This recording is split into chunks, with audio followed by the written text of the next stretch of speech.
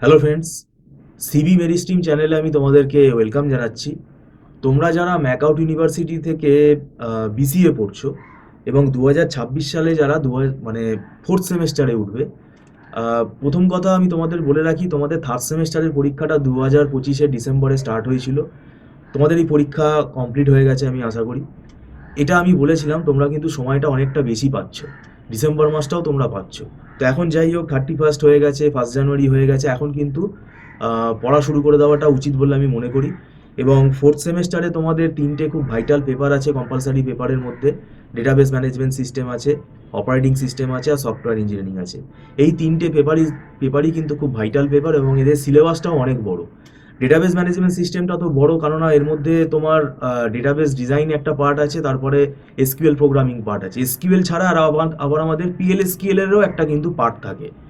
তো সেটা এখানে বুঝতে হবে, এবং ডেটাবেস ম্যানেজমেন্ট সিস্টেমটা কিন্তু মানে পুরোটাই বুঝে পড়তে হবে। না বুঝে পড়লে কিন্তু এটা সাবজেক্টটা কিন্তু ডিফিকাল্ট হয়ে যাবে অনেক।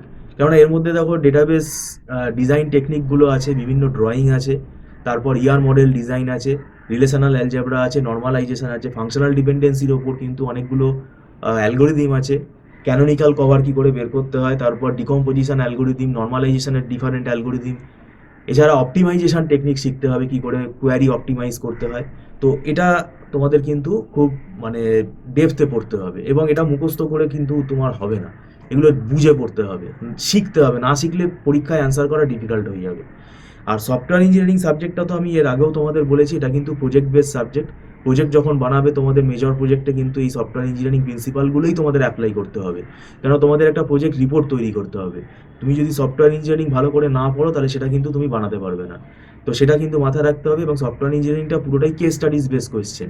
এখানে কিন্তু তোমার যেটা পড়বে সেই কোয়েশ্চেনটা তোমার ওরকম ডাইরেক্টলি ওইভাবে আসবে না। এখানে কিন্তু তোমাকে প্র্যাকটিক্যাল লাইফের এক্সাম্পল দিয়ে তোমাকে কোয়েশ্চেনগুলো করা হবে।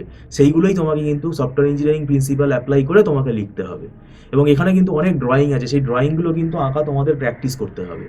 আর অপারেটিং সিস্টেম সাবজেক্টটা অনেকটা ডেটা স্ট্রাকচারের মতো। এটা কিন্তু পুরোটাই তোমাদের অ্যালগোরিদিম বেসড, এবং এখানে অনেক কিন্তু ম্যাথামেটিক্যাল কোয়েশ্চেন আছে। তো সেই জন্যই আমি তোমাদের বলছি, তোমরা পড়া শুরু করে দাও। আমাদের দেখো, পড়া শুরু হয়ে গেছে মানে ডিসেম্বরের এন্ড থেকেই আমরা পড়া শুরু করে দিয়েছি। যদি তোমরা অনলাইন টিউশনে আগ্রহী থাকো, তাহলে তোমরা যোগাযোগ করতে পারো। আমাদের এখানে মান্থলি ফিস সিস্টেমে ক্লাস হয়, এবং এটা মাসে মাসে অ্যাডভান্স পেমেন্ট করে ক্লাস করতে হয়। এটা নট রিফান্ডেবল, আর একদম ছোট ছোট ব্যাচেই আমরা পড়াই। তাই এখানে কিন্তু কোনো রকম ডাউট হলে সঙ্গে সঙ্গে কিন্তু সেটা ফ্যাকাল্টির সাথে কথা বলে তোমরা কিন্তু সঙ্গে সঙ্গে সেটা ক্লিয়ার করে নিতে পারবে। এবং আমরা দেখো, দীর্ঘ 9-10 বছর পড়িয়ে আসছি বিসিএ, সব ইউনিভার্সিটিরই বিসিএ পড়াই। তো আমাদের এখানে ওয়েল ডকুমেন্টেশন রয়েছে, ওয়েল ফরম্যাট রয়েছে। আমরা পড়িয়ে পড়িয়ে অভ্যস্ত। আমরা সিলেবাস সবই জানি, কোয়েশ্চেন প্যাটার্নও জানি, এবং আমাদের নিজেদের হাতে লেখা নোটস আছে, যেই নোটসগুলো আমরা কিন্তু স্টুডেন্টদেরকে প্রোভাইড করে দিই, যেটা স্টুডেন্টদের বুঝতে আরও সুবিধা হবে। তো যাই হোক, ভিডিওটা সম্পূর্ণ দেখার জন্য তোমাদেরকে ধন্যবাদ জানাচ্ছি। Thank you so much.